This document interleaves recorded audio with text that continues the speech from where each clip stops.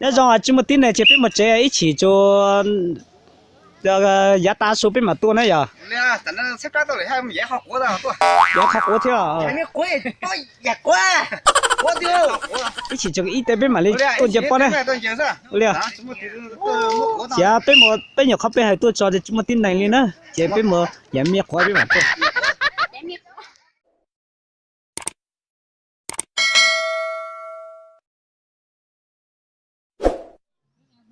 chạm ta số nữa ta số đua ít đánh lại thì tua rồi nữa cứ chặt thế chỉ tận chụp bao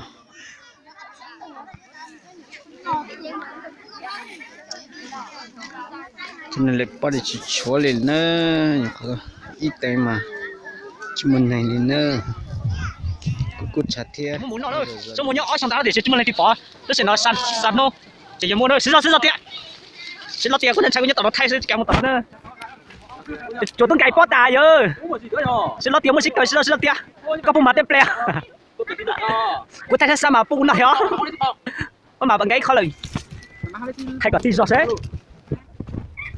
đi đặt chỗ nữa nhà nó thì nào tôi cho anh tôi tới nó chỉ con này ở chỉ con đấy sẽ tới cái là oh no giống một tàu nữa chết thời nọ thế nữa ôi cao tầm nó chưa cao tầm nó rồi trong đó lên đấy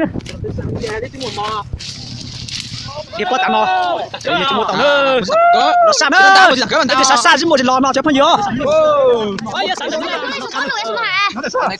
tôi hỏi chủ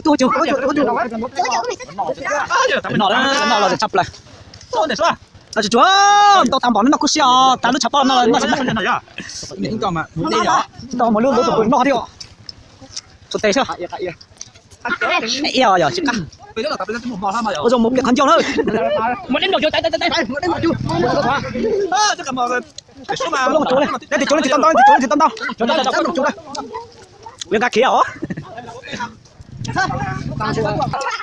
cửa lên đó là mua đi rồi nhớ rằng nó hơi bỏ tuần cho biết xin chỉ có nhớ cho hơi bé rồi nè thời gian xe xin nữa bán đâu bây giờ cô mà cô tìm bán này rồi để chọn tụt sắp lại nữa là do để chọn tụt sắp lại nữa là cho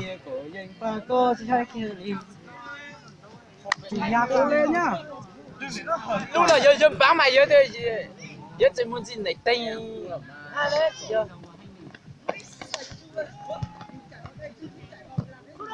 wow gà lùi ơi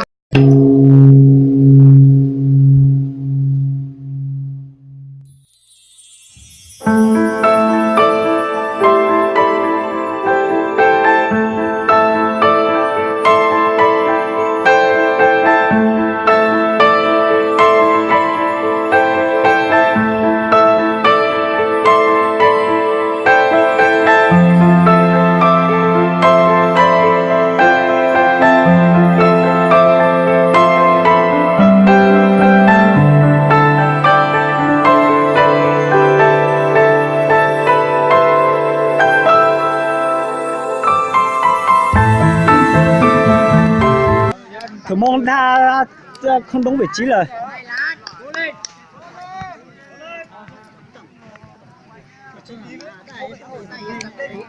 bây giờ gì luôn nữa lúc nào giờ thử mong kia được kế xưa chỉ là thì giờ phải sửa tại chỉ quên được sinh quang mà giờ đặt cái anh giao được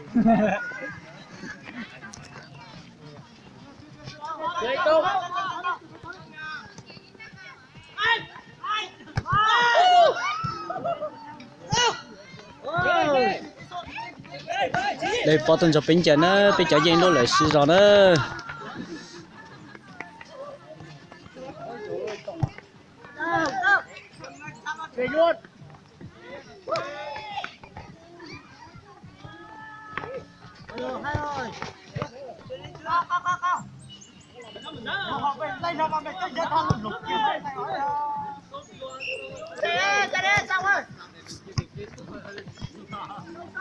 sút rồi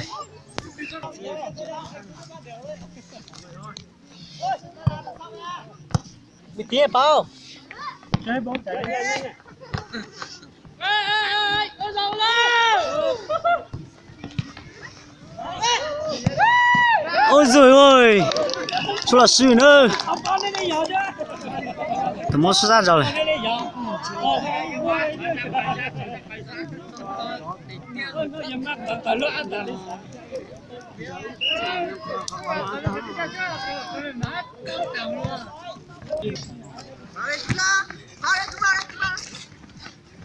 Mà tao xuống rồi, tao xuống.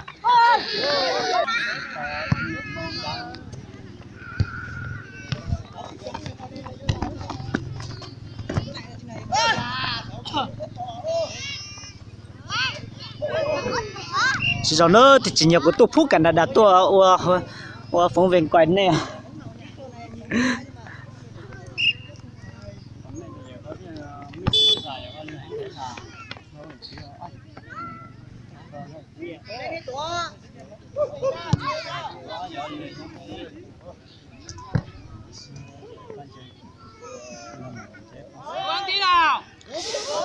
sốt ôi giời ơi thằng món sốt xa rồi là chính là mấy anh gà luôn à bao lại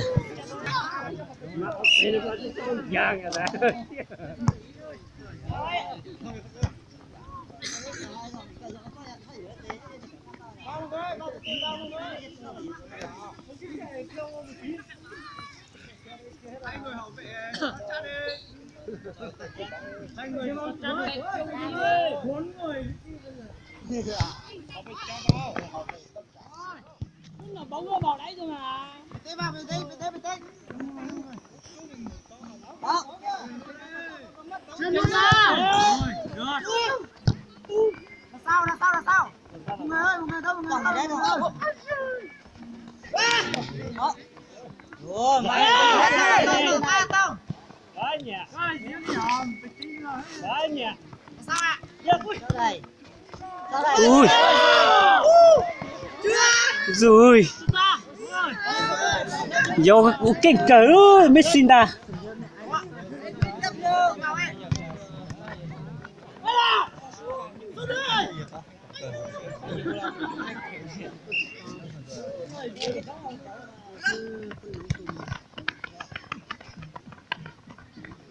Tuổi nào? Tao. Luôn. Xuống đây. ôi giời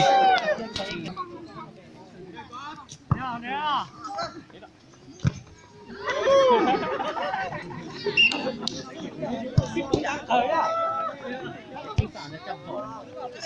Tiến lên chưa? Nhanh, chui hết bóng. Rồi nữa rồi. Một cái nữa bác.